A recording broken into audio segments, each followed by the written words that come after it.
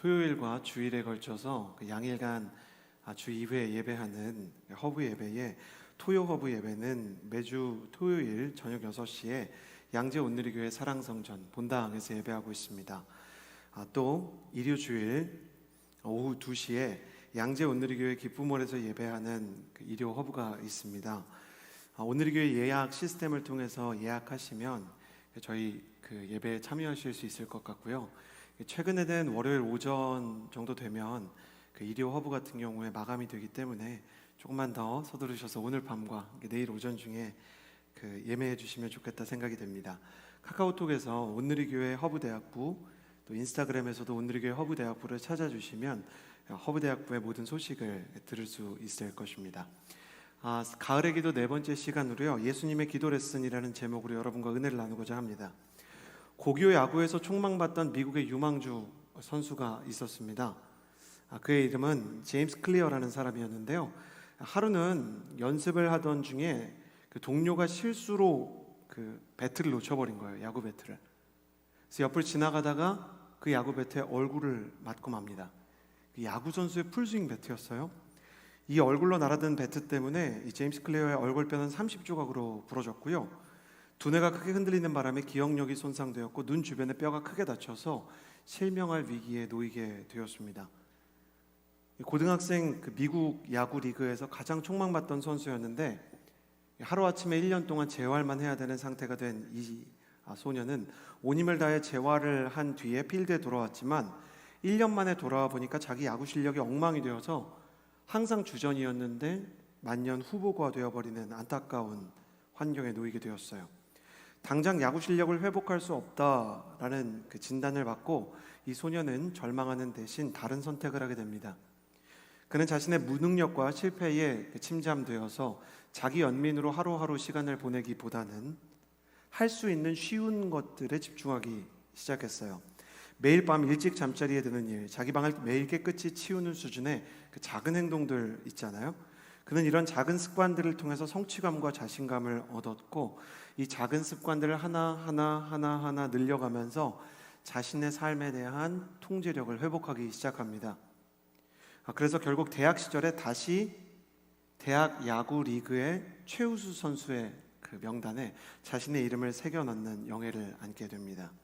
이 제임스 클리어는 현재 야구 선수가 아니라 미국의 최고의 자기개발 전문 멘토이고 이 제임스 클리어와 함께 작은 습관들을 늘려가며 자신의 삶의 통제력과 변화를 만들어가는 청년이 매일 몇 명인지 아세요?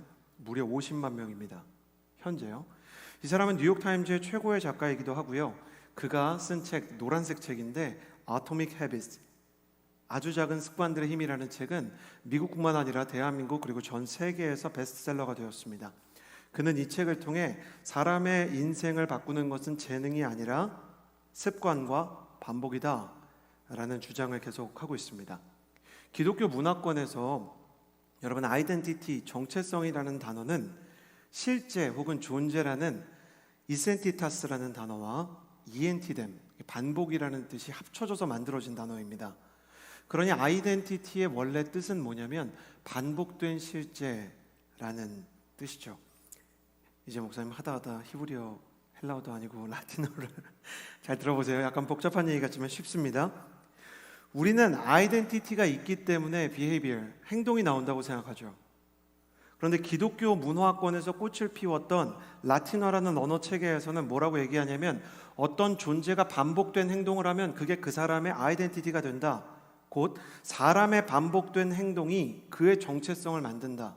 아이덴티티란 반복된 실제일 뿐이다 얘기하는 거예요. 제임스 클리어가 바로 이 기독교의 전통을 얘기하면서 이렇게 얘기해요. 내가 만약 침구를 매일 정돈한다면, 이불을 매일 갠다면 나는 정리정돈하고 체계적이고 그리고 깔끔한 사람이다 라는 정체성을 획득하게 되고, 내가 매일 글을 쓰는데 열중하게 된다면 그게 그 인스타그램에 올리는 사진이나 글이라고 할지라도 그것은 내가 창조적인 사람이라는 정체성을 따라오게 해준다 이렇게 얘기하는 거예요. 매일 운동한다면 건강을 관리하는 자기관리의 화신이라는 그 정체성을 가질 수 있게 되는 거죠. 제 주변에도 사무실에 항상 턱걸이 기계를 갖다 놓고 이렇게 턱걸이를 하는 모 목사님이 계셨어요. 그분이 원래 그 이곳에 계셨던 찬양 인도자, 누군지 이름은 얘기하지 않겠어요. 굉장히 거구인 분이랑 체구가 비슷하셨거든요. 그런데 19kg를 6개월 만에 빼셨어요. 얼마 전까지만 해도 여기서 서서 설교를 하시던 바로 그분 때문에 수많은 교역자들이 운동 붐이 일었는데 하다가 왜 근데 우리가 운동을 해야 되냐? 교역자들이 단순합니다. 운동을 하니까 하다가 근데 목사님 이거 왜 하는 거예요? 이렇게 물어보니까 자기가 해보니까 운동에서 시작해서 다른 인생의 영역들까지 자기 관리의 영역이 확장된다 이렇게 얘기했던 거예요. 대한민국에서 다큐멘터리를 제일 잘 만드는 채널 중에 하나가 KBS거든요. 거기에서 그 습관에 대한 다큐멘터리를 했어요. 한 대학생 집에 갔는데 집안이 정말 자취하는데 난장판이에요. 페트병이 널려있고 라면 봉지가 널려있고 옷가지가 널려있고 뭐가 쓰레기인지 뭐가 옷인지를 모르는 거예요. 정리도 안 돼 있지만 이 친구의 내면 상태가 우울증과 무기력 상태가 가득한 거예요. 그래서 멘토들이 조언을 하면서 이 대학생에게 청소를 한번 해보자 이렇게 조언을 했더니 청소만 한 게 아니라 우울증에서도 많은 부분 벗어나게 되고 성적도 일취월장하게 된 거예요. 찰스 드위그라는 그 뉴욕타임스의 작가 중에 한 명이 습관에 대해서 핵심 습관이라는 개념을 발명해냈는데 여러분 볼링 치면 제일 앞에 이렇게 삼각형 꼭지점이 되는 1번 핀이 있잖아요. 그걸 소위 킹핀이라고 불러요. 이 킹핀은 딱 맞아서 넘어가면 어떤 일을 일으킵니까? 뒤로 다른 핀들을 쭉 넘어뜨리죠. 그것처럼 핵심이 되는 습관들이 있는데 그 습관을 바꾸면 나머지 인생의 모든 영역에 도미노 같은 영향력을 주게 된다는 거예요. 그러면서 찰스 드위그도요, 제임스 클리어처럼 정리정돈을 하는 것, 그리고 글을 쓰는 것, 운동하는 것, 감사를 표현하는 것, 이런 것들이 인생에서 굉장히 중요한 습관이 돼서 정서와 운명에 가장 큰 영향을 끼친다라고 얘기했어요. 궁금하지 않으십니까? 예수님에게는 어떤 습관이 있었을까? 예수님은 어떤 습관을 가지고 자신의 인생의 정체성을 만들어 가셨을까? 우리는 예수님 그러면 그분의 아이덴티티를 그냥 완벽한 분, 그분의 정체성은 뭔가 흠잡을 데가 없는 분이라고 생각하지만 누군가 왜요? 라고 물어본다면 그분의 반복된 행동에서 우린 뭘 찾을 수 있을까? 아마 사랑도 찾을 수 있을 거예요. 예수님은 가는 곳마다 따뜻한 말, 온도가 높은 말, 사람들에게 격려가 되는 행동, 배려를 보여주셨으니까요. 그리고 저는 예수님의 습관 중에 성경이 기록하고 있는 습관 하나를 찾았어요. 그게 뭐냐면 누가복음에 따르면 이렇게 기록되어 있었다는 거예요.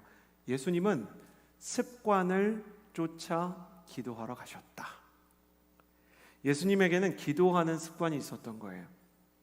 예수님에게 기도하는 습관이 있으셨기 때문에 우리가 예수님을 생각할 때 그분은 늘 기도하는 분이신 거죠. 그분이 기도하는 핵심 습관을 가지고 있었기 때문에 그분의 기도가 그분의 사역과 그분의 관계와 그분의 말씀의 전 영역에 영향을 끼치게 된 거예요. 저는 제 인생에서 딱 하나의 정체성을 획득할 수 있다면 바로 이거, 기도하는 사람이라는 정체성을 획득하고 싶어요. 그리고 저는 믿어요. 이 기도라는 것이 볼린의 킹핀처럼 우리의 모든 영적인 생활 패턴과 인생과 운명과 발자취를 바꿀 수 있다는 것을요.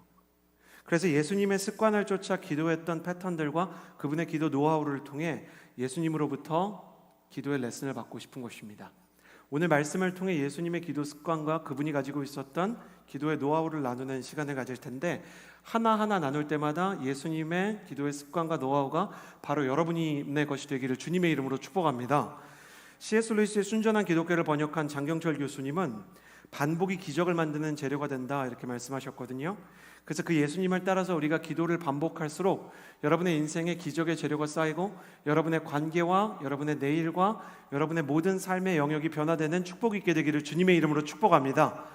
그렇다면 예수님의 기도에는 어떤 면이 있었을까? 35절 말씀을 통해 예수님의 기도 레슨 첫 번째 모습을 살펴보도록 하겠습니다. 함께 읽겠습니다. 시작. 매우 이른 새벽 아직 어둑어둑할 때 예수께서 일어나 외딴 곳으로 가셔서 기도하셨습니다. 예수님의 기도 레슨 첫 번째는 너희가 기도할 때 나를 닮고 싶다면 이렇게 해야 돼. 그 첫 번째 레슨은 이것입니다. 가슴에 손을 얹고 저를 좀 따라해 주시겠어요? 예수님의 기도는 준비된 기도였다. 필기를 하시는 분들 또 성경을 가지고 계신 분들 매우 이른 새벽 아직 어둑어둑할 때 여기 좀 이렇게 체크를 해주시고 밑줄을 그어주시면 너무 좋겠다 생각이 됩니다. 예수님께서는 그냥 새벽도 아니고 이른 새벽도 아니고 매우 이른 새벽에 기도하셨다 이렇게 얘기해요.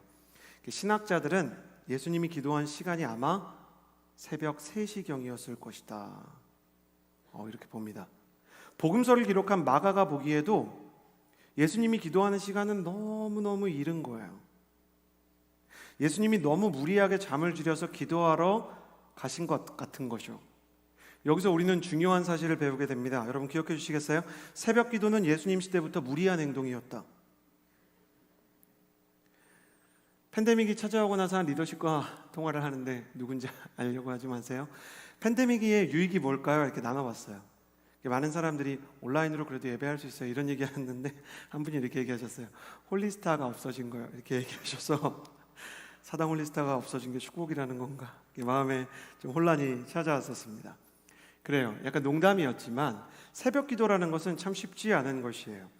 그럼에도 불구하고 이 무리한 새벽을 깨워 기도하러 가는 예수님의 모습을 통해 우리는 예수님의 중요한 기도의 레슨을 배우게 되는 것이죠.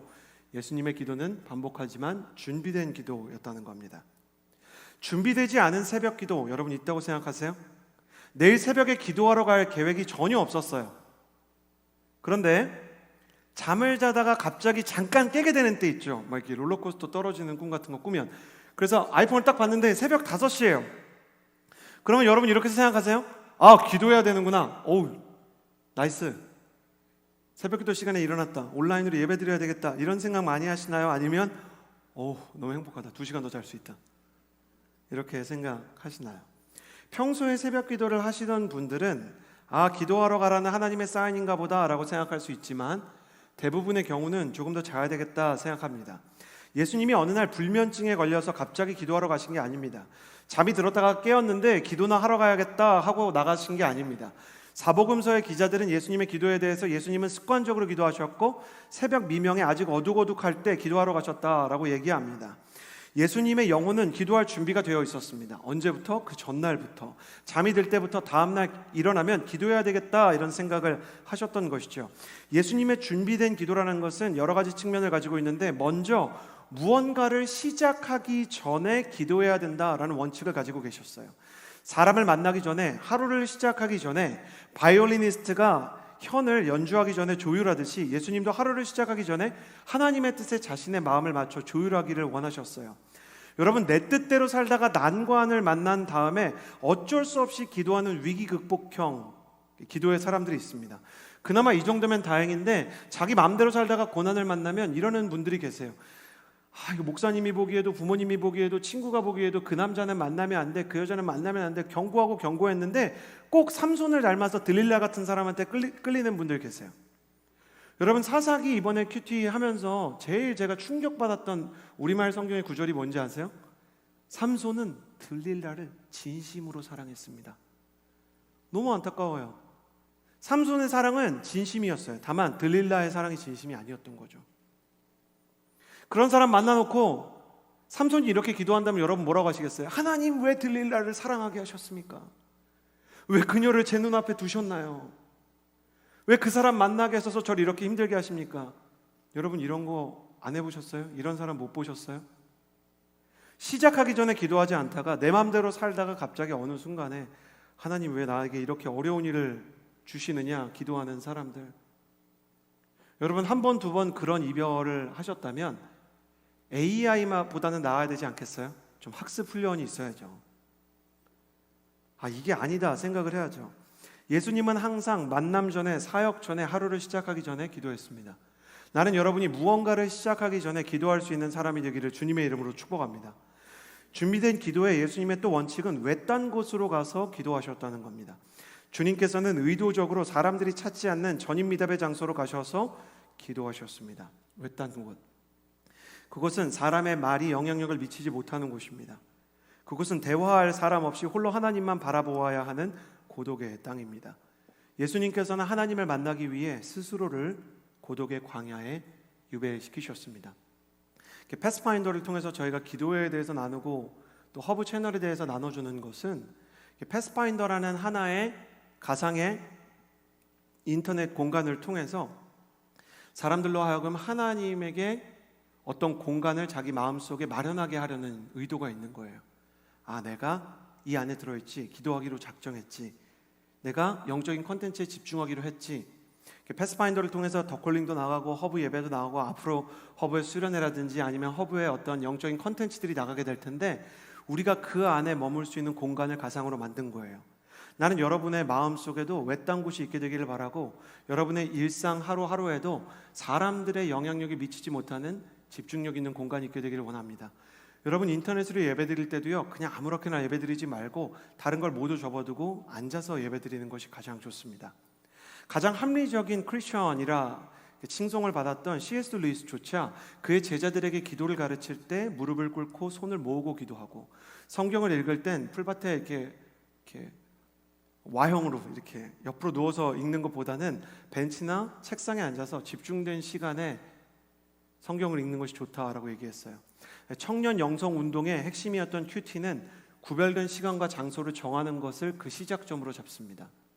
여러분에게 하나님에게 구별된 공간, 집중할 수 있는 시간이 필요합니다. 축복합니다. 여러분이 기도할 때, 예배할 때 여러분이 집중력을 가질 수 있도록 결단하는 집중력 있는 예배자가 되기를 주님의 이름으로 축복합니다. 여러분이 집중력을 구할 때 하나님께서 실제로 여러분의 영혼에 집중력을 부어주시기를 주님의 이름으로 축복합니다. 그래서 주님과 여러분과의 관계가 구별된 중심으로 파이프라인으로 이어져서 세상이 침해할 수 없고 사람이 훼손할 수 없는 영적인 교제의 시간이 되기를 주님의 이름으로 축복합니다. 또 예수님의 준비된 기도에는 감정과 상관없이 기도한다라는 원칙이 있었습니다. 나의 감정이 자유롭지 못해도 예수님은 기도하기로 작정하고 가셨습니다. 피곤하셨을 겁니다. 사람들이 많이 찾으니까 고민도 많으셨을 겁니다. 그러나 예수님은 컨디션이나 감정이나 기분이 이끄는 기도가 아니라 기도하기 때문에 컨디션과 감정과 상황이 변화될 것을 믿으셨습니다. 제가 반복해서 여러분에게 계속 이 메시지를 드리는 것은 포스트 모더니즘이 이 시대가 여러분에게 자꾸 거짓말을 얘기하기 때문입니다. 여러분 솔직하게 사는 것이 최고라고 얘기합니다. 기분대로 사는 것이 최고라고 얘기합니다. 근데 숨겨진 게 있습니다. 저를 보시겠어요? 순모임에 들어와서 어떤 순원이 순장에게 자기를 이렇게 소개하는 경우가 있습니다. 전 거짓말은 못해요. 위선이 싫어요. 남의 기분을 좀 상하게 할지 몰라도 저는 제가 솔직하게 가지고 있는 생각을 숨기지 않아요. 순장 여러분에게 꼭 알려드리고 싶어요. 이렇게 얘기하는 사람은 솔직하게 말하는구나, 그렇게 생각하면 안 돼요. 뭐라고 생각해야 되냐? 지금 저 사람이 언니, 형, 제가 말에 좀 실수가 있거든요. 근데 실수해도 좀 감안해 주시겠어요? 라는 뜻이에요. 솔직하게 말할 거면 그냥 말하면 돼요. 근데 경고를 해주잖아요. 제가 솔직하게 말해서 누가 마음이 상할 수 있습니다, 이렇게 얘기하잖아요. 뭡니까? 솔직한 건 맞는데 솔직함의 대가로 뭘 해봤어요? 이 사람이 후회를 해본 거예요. 솔직함과 충동은 사실 비슷한 것 같지만 달라요. 20, 30대에 결혼을 해서 아이를 낳은 아버지나 어머니나 차라리 애가 없었으면, 우리 두 사람만 있었으면 조금 더 행복했을 텐데 라는 생각을 할까요, 안 할까요? 수많은 리서치 기관에서 그 생각을 거의 안 하는 부모는 없다 그래요. 얘가 싫다는 게 아니라 그때는 그런 생각이 드는 거죠. 너무 잠을 안 자니까, 너무 말을 안 들으니까 얘 없이 그냥 우리 둘이 신혼 더 즐겼으면 좋았을 텐데, 그런 생각이 들 수 있잖아요. 근데 그 얘기를 애한테 그 생각이 들 때마다 한다고 생각해 보세요. 엄마 네가 없었으면 좋겠어. 여러분이 그 자녀라고 생각해 보세요. 얼마나 상처를 받을 거예요. 그리고 그 자녀가 상처를 받는 모습을 보고 부모는 어떻겠어요? 그 말 하지 말걸 생각이 들겠죠. 지금 여러분 세상이 말하는 대로, 너 감정 가는 대로, 너 마음 가는 대로, 너 하고 싶은 얘기 다 하고 살아, 너를 가로막고 너를 억압하는 모든 건 다 잘못된 거야 라는 세상이 진짜 맞으면 여러분 왜 후회하세요? 왜 후회하시냐고요? 솔직하게 얘기하는데. 아니에요. 여러분 속고 있는 거예요. 성경이 이야기하는 솔직함에 굉장히 중요한 파트너가 필요하다는 가르침이 있어요. 그게 뭐냐면 지혜예요. 지혜라는 건 뭐냐면 위선을 떨자는 게 아니에요. 기분이 나쁜데 좋다고 속이자는 게 아니에요. 뭐냐면 혹시 내가 지금 이 말을 하면 나중에 후회하지 않을지 한 번 더 생각해 보는 거예요. 우리가 가스불 켤 때 안전장치 하나 있는 것처럼 여러분 가스 안전장치가 있다고 그 가스불 보고 우리가 그렇게 생각해요? 이 가스레인지는 정말 위선적이야. 어차피 불을 붙여줄 거면서 중간에 안전장치는 왜 해놨담? 이런 생각 안 하잖아요. 군인들이 어차피 사람을 죽이기 위해 만든 수류탄인데 왜 안전핀을 꼽아놨담? 이렇게 생각하지 않잖아요. 불 나면 빨리 꺼야 되는데 왜 여기 소방핀이 있담? 불 안 났는데 이걸 실수로 누르면 큰일 나니까요. 자, 충동대로 살아가는 사람은 다 세상에 알려주지 않는 진실 하나, 후회합니다. 그래서 순모임 갈 때마다 자꾸 자기를 소개해야 돼요. 나는 솔직한 사람이에요. 자꾸 소개하는 거예요. 근데 주님은 뭐라 그러냐면 나중에 가도 후회하지 않을지 한 번 더 생각하는 안전장치가 필요해. 이 지혜가 어디서 온다? 기도에서 오는 거예요. 기도는 한 번 더 생각하는 사람을 만들어요. 지금 확 쏟아내고 싶은 얘기가 있어요. 지금 확 고백하고 싶은 때가 있어요. 형제 여러분, 제가 정말 연애에 대한 얘기 잘 하지 않으려고 애쓰긴 하는데 정말 20대 형제분들에게 알려드리고 싶은 게 있어요. 너무 자매들보다 앞서가지 마세요. 난 네가 정말 좋아 이런 거 티내지 마세요. 그리고 제발 형제 여러분, 교회 누나들을 믿지 마세요. 내가 이 친구를 좋아하는데 이 친구랑 친한 누나한테 얘기하면 이 누나가 이 친구한테 얘기 안 할까요? 자매들은 보이지 않는 운명 공동체예요. 그 얘기를 안 하는 걸 굉장히 어려워합니다. 그래서 도와달라고 얘기를 하고 싶다면 제가 진짜 말하고 싶은 게 있어요. 누굴 좋아하면 아무도 모르게 좋아하세요. 일단 기다리고 숙성시키세요. 좋아하는 마음이 진심이라도 뱉는 것까지는 굉장히 준비가 필요할 수 있어요.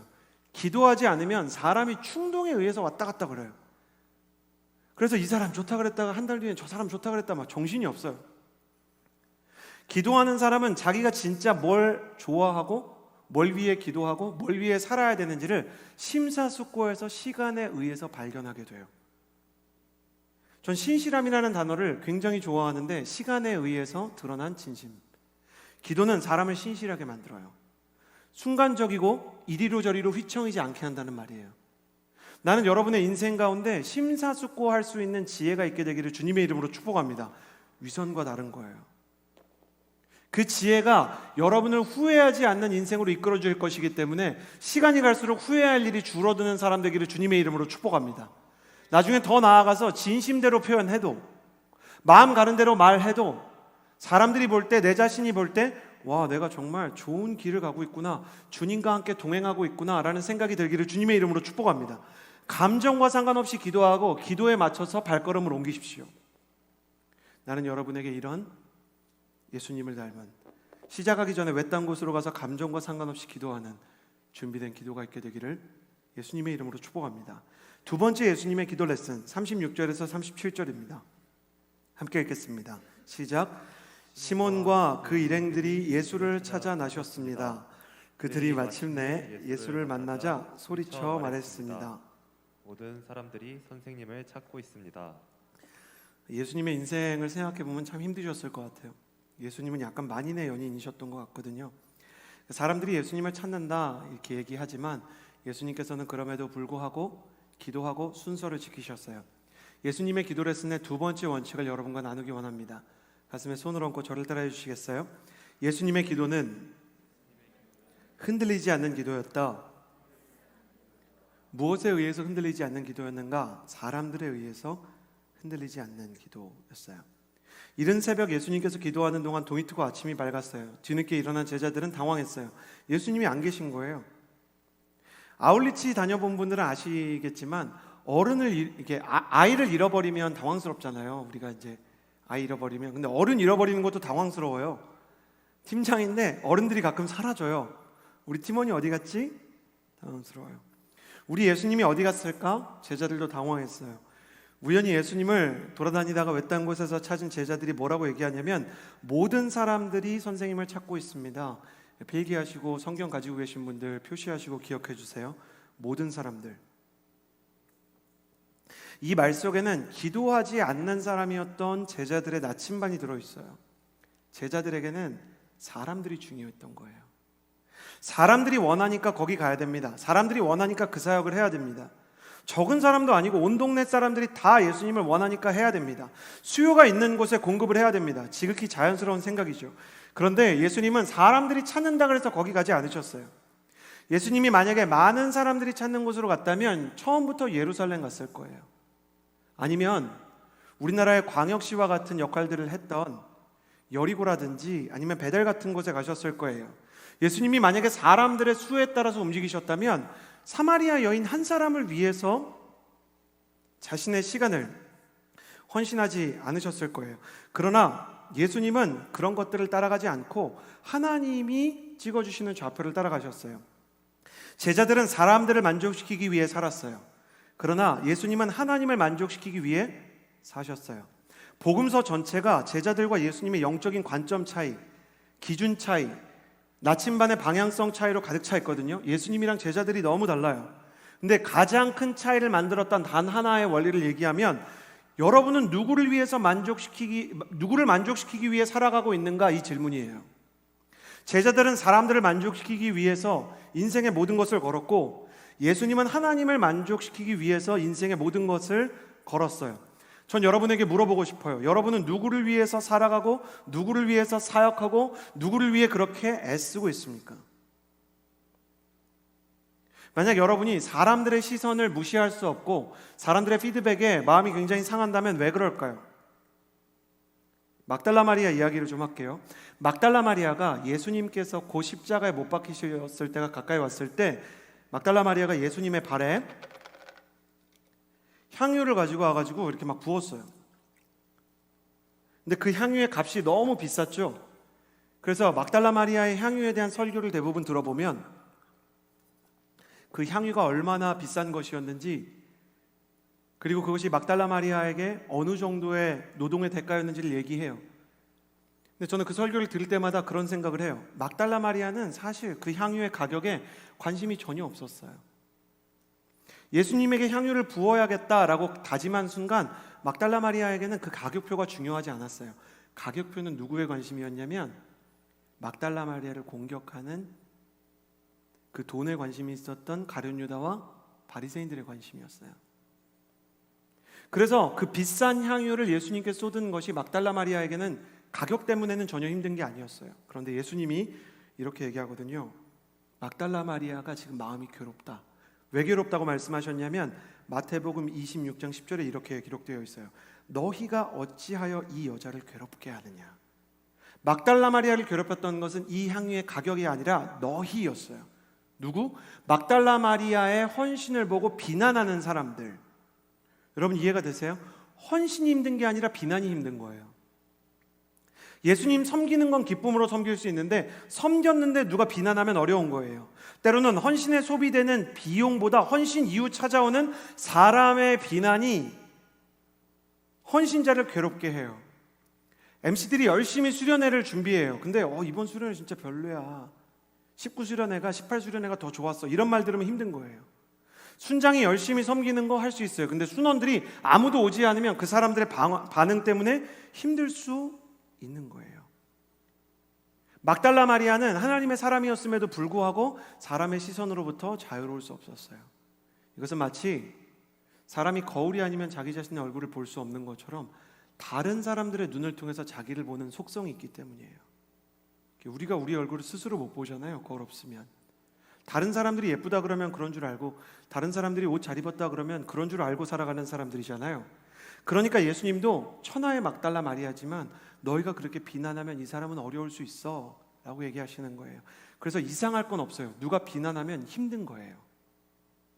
누가 여러분한테 외모를 가지고 지적하면 무례하고 나쁜 일인 거예요. 누가 여러분의 헤어스타일을 가지고, 누가 여러분의 전공을 가지고, 누가 여러분의 학교를 가지고, 누가 여러분의 가정을 가지고 코멘트를 하면 여러분의 마음이 상할 수 있는 거예요. 그러나 예수님의 말씀은 결코 여기서 끝나지 않죠. 마태복음 26장 10절은 제가 볼 땐 자존감이라는 주제에서 가장 중요한 성경 구절 중에 하나예요. 볼까요? 너희가 어찌하여 이 여자를 괴롭게 하느냐. 그가 내게 좋은 일을 하였느니라.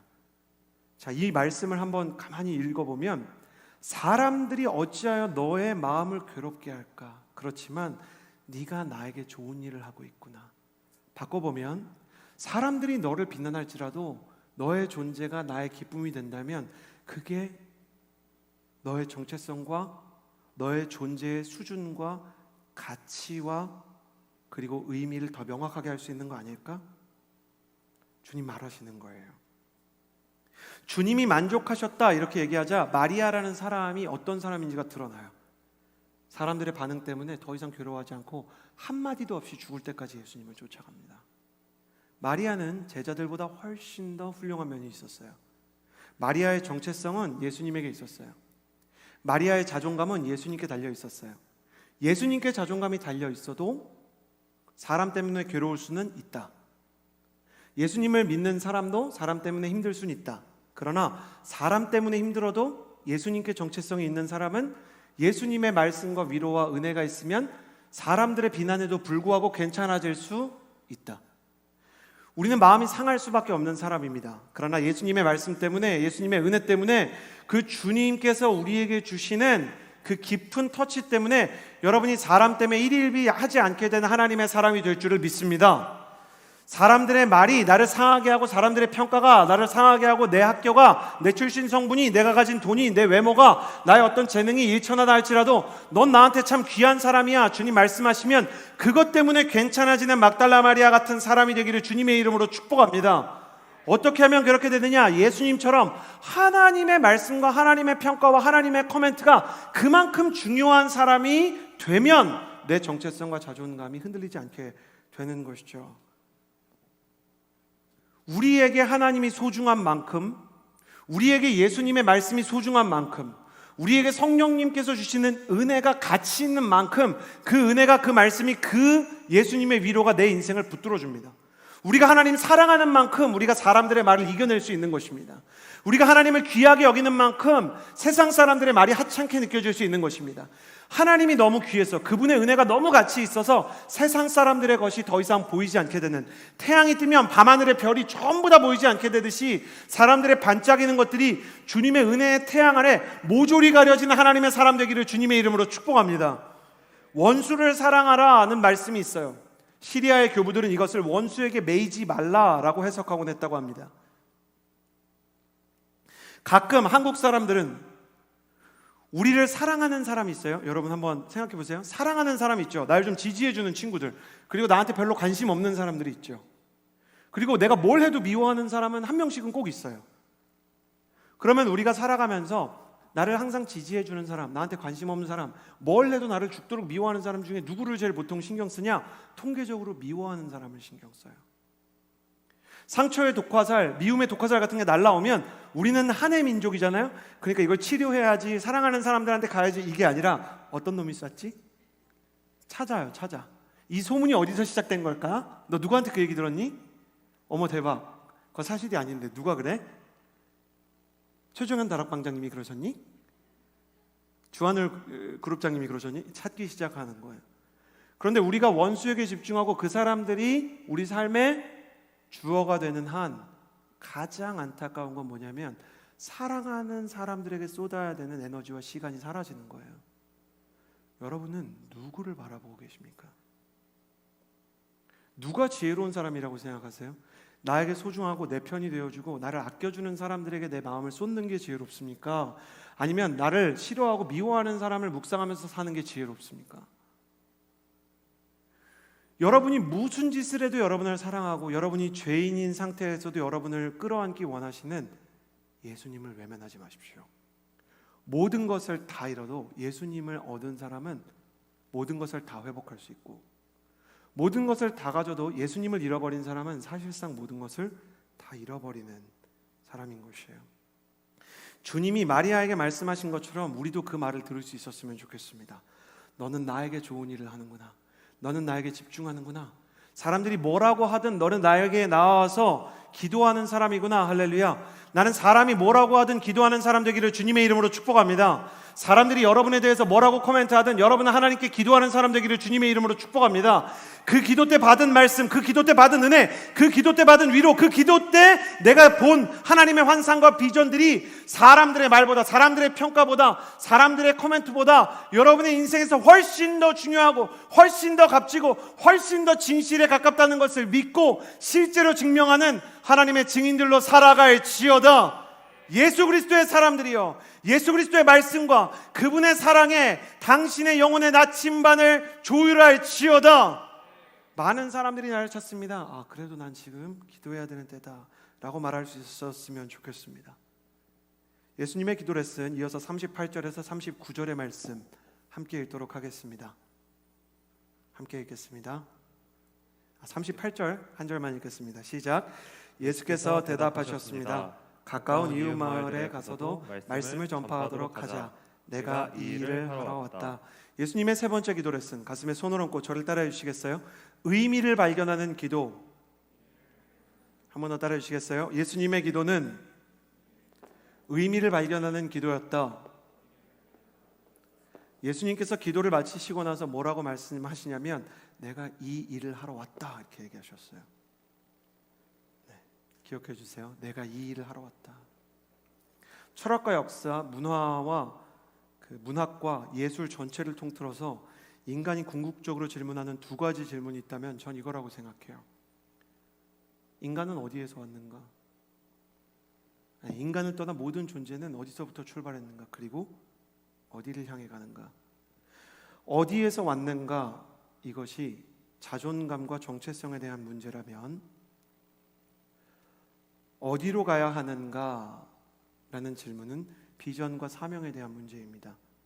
청년뿐만 아니라 모든 인생은 자존감과 비전 두 가지 주제에 매여 있습니다.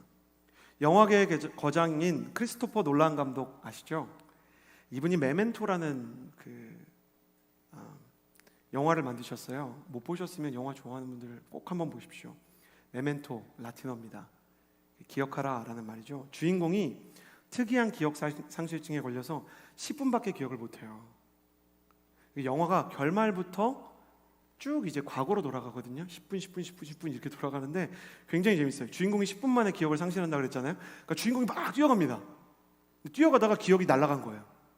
정말 명장면인데 그가 속으로 뭐라고 생각하는지 아세요? 내가 지금 누굴 쫓아가고 있었나? 아니면 도망가고 있었나?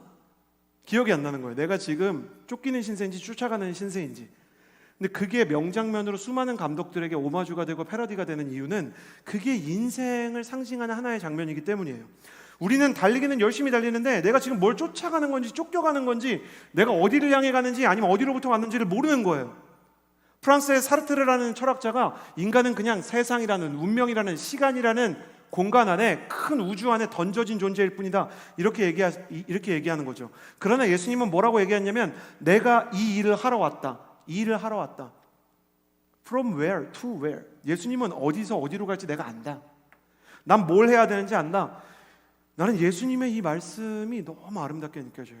예수님은 스스로가 어디에서 와서 어디로 가는지를 아시고 사람이 어디에서 와서 어디로 가는지 아시는 거예요.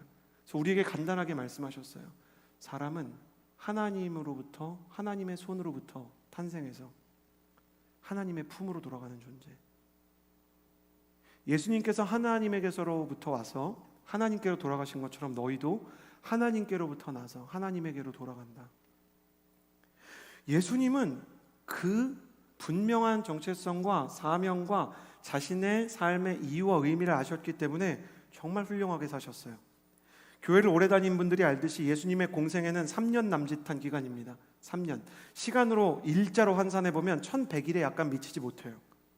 메시아로서 온 세상을 구해내기에 1100일은 턱없이 짧지만 그럼에도 1100일 만에 예수님께서는 온 인류의 역사와 운명과 모든 사람들의 삶을 변화시키셨어요. 그것은 1100일 동안 예수님은 하루도 방황하지 않고 하루도 낭비하지 않고 하루하루 뭘 해야 되는지를 아셨기 때문입니다. 예수님의 1100일 하루하루는 의미와 이유와 목적과 사명과 비전으로 가득한 영적인 밀도가 높은 시간이었습니다. 그런데 예수님의 1100일 안에도 반대를 만나는 날이 있었을 것입니다. 예수님의 1100일 안에도 고난을 당하는 날이 있었습니다. 그럼에도 불구하고 예수님은 하루도 절망하지 않았습니다. 왜냐하면 예수님은 하루하루 늘 기도하는 분이셨기 때문입니다. 반대와 고난의 날조차 예수님은 기도하면서 이 하루의 반대가 이 고난이 하나님의 뜻을 이루는 1100분의 1의 재료라는 것을 분명히 믿으셨기 때문입니다. 마찬가지입니다. 저를 보시겠어요? 사랑하는 청년 여러분, 기도한다고 해서 고난을 피해갈 수 없습니다. 예수님이 기도하고 사명을 향해 걸어가면서도 고난을 만나는데 내가 기도한다고 고난이 없어지는 것은 아닐 것이에요. 또 기도한다고 해서 반대하는 사람이 사라지는 것도 아닙니다. 기도하는 사람에게도 고난이 찾아오고 기도하는 사람에게도 반대하는 사람들이 나타납니다. 그러나 기도하는 사람이라면 그는 그 고난과 반대하는 사람들 속에서 무너졌다가도 다시 일어나는 절망 속에 소망을 가지게 됩니다. 왜냐하면 기도하는 사람은 고난의 날조차 헛되지 않음을 믿을 수 있기 때문입니다. 예수님처럼 이 1100분의 1의 하루처럼 하나님께서 나의 이 고난의 날과 슬픔의 날과 아픔의 날과 상처와 시련의 날조차 버리지 않으시는 분임을 믿기 때문입니다. 로마서 8장 28절에는 이런 말씀이 있습니다. 우리는 하나님을 사랑하는 사람들, 곧 그분의 뜻을 따라 부르심을 받은 사람들에게는 모든 것이 합력하여 선을 이루는 줄을 압니다. 할렐루야. 버려지는 거 없다는 겁니다. 내 고난조차, 내 아픔조차, 내 시련조차 버려지는 것은 없다는 것이에요. 하루는 사역을 하다가 지금은 수원 온누리교회의 담당 목사님이 되신 김소리 목사님과 남산을 산책했던 적이 있어요. 사역 때문에. 그래서 청년들은 청년들끼리 산책하고 저랑 목사님 둘이 산책하는데 벚꽃 피는 계절이었어요. 약간 데이트 사역 같은 거였거든요. 남자 둘이요, 파스텔 톤 옷 입고 그 남산을 걸으면 많은 사람들의 이목을 집중시킬 수 있습니다. 근데 이렇게 걷는데 목사님이 그러시는 거예요. 이 목사, 나 장애 등급이 있어. 목사님 축구도 잘하고 농구도 잘하시잖아요. 그러니까 그러게 말이야. 내가 농구를 하다가 발을 잘못 뒤졌는데 무릎이 크게 다친 거야. 그래서 다리가 이렇게 안 굽혀졌었어. 계단 올라가려면 한 발은 이렇게 올라가고 다른 한 발은 이렇게 옆으로 이렇게 돌려서 올라가야 되는 거예요. 안 굽혀지니까. 대학 시절 내내 우울하셨대요. 다행인 건 같이 예수님을 믿었던 선교단체의 여자친구가 계셨는데 이 여자친구 분이 그분을 수련회로 계속 데려가셨대요. 근데 기도하다가 예수님에 대한 은혜를 받다가 보니까 갑자기 무릎이 굽혀지는 거예요. 여자친구랑 주차장으로 나와서 믿어지지 않아서 자기야, 나 있잖아, 무릎이 굽혀져. 그러고 앉았다 일어났다를 했는데 그 자리에서 여자친구분이 주저앉아서 그 수양관 아스팔트에 주저앉아서 엉엉 우시더라는 거예요. 그분이 목사님의 지금 사모님이세요. 두 분이 결혼을 하셨는데 아이가 오랫동안 생기지 않아요. 6년이 지나도 7년이 지나도 아이가 이제 생겼으면 좋겠는데 찾아오지 않으니까 두 분이 너무 힘드셨대요. 왜 하나님 우리에게는 갖고 싶은데도 아이를 주지 않으실까? 근데 어느 날 아이가 생겼다는 거예요. 그 딸이라는 소식을 듣고 목사님이 딸을 위해서 노래를 녹음했대요. 듣고 깜짝 놀랐어요. 김소리 목사님 죄송합니다. 노래를 너무 못하셔가지고 이게 악영향이지 않을까? 곧 태어날 아이의 정서에 문제를 일으키지 않을까? 근데 제가 이렇게 듣고 있는데 그분이 그때 잊혀지지 않을 얘기를 하셨어요. 서진아, 다리가 굽혀지고 다시 축구를 할 수 있게 되고 농구를 할 수 있게 되니까 그런 생각이 들어. 내가 과거에 다리가 진짜 안 움직였었나? 나 그렇게 힘들었었나? 잘 생각이 안 나. 지금 너무 잘 움직여가지고. 그리고 우리 딸이 이제 곧 출산할 때가 되니까 우리 부부가 그렇게 힘들었었나? 그런 생각이 들어. 정말 많이 기도하면서 난 예수님 믿고 기도하는 사람한테 제일 큰 축복이 이거라고 생각해. 기도하는 사람한테 가장 좋은 건 언젠가 아픈 시간이 생각 안 날 만큼 하나님께서 좋은 날을 주신다는 거예요. 그 고난의 시간조차 사실은 그 사역을 하고 있을 때 너무 저에게 힘든 일이 있었어요. 관계적인 일들과 사람들이 관련된 일로. 근데 그분의 고난이 저를 위로하고 지금도 잊혀지지 않는 순간이 되어버릴 정도로 하나님이 그분의 고난조차 저의 은혜의 재료로 쓰시더라고요. 여러분 믿으세요. 기도하는 사람, 하나님에게 쓰임받는 사람, 내가 이 일을 하러 왔다 비전을 아는 사람에게는요, 고난의 시간조차 그 비전을 이루는 재료가 될 줄을 믿으십시오. 정말 그 시간이 생각 안 날 만큼 좋은 날이 왔을 때 어려운 시간이 있는 사람에게 여러분의 고난과 아픔이 오히려 치유와 회복과 힐링의 재료가 될 수 있음을 믿으십시오. 하나님은 당신을 사용하실 것입니다. 하나님은 당신의 아픈 시간마저 버리지 않을 것입니다. 모든 것이 합력해서 선을 이룬다고 하셨습니다. 고난의 시간조차, 반대의 시간조차, 아픔의 시간조차 당신의 모든 순간이 버려지지 않을 것을 믿습니다. 우리 그 마음을 가지고 주님 앞에 나 다시 예배하기로 기도하기로 결단합니다. 그 고백을 찬양으로 드리겠습니다.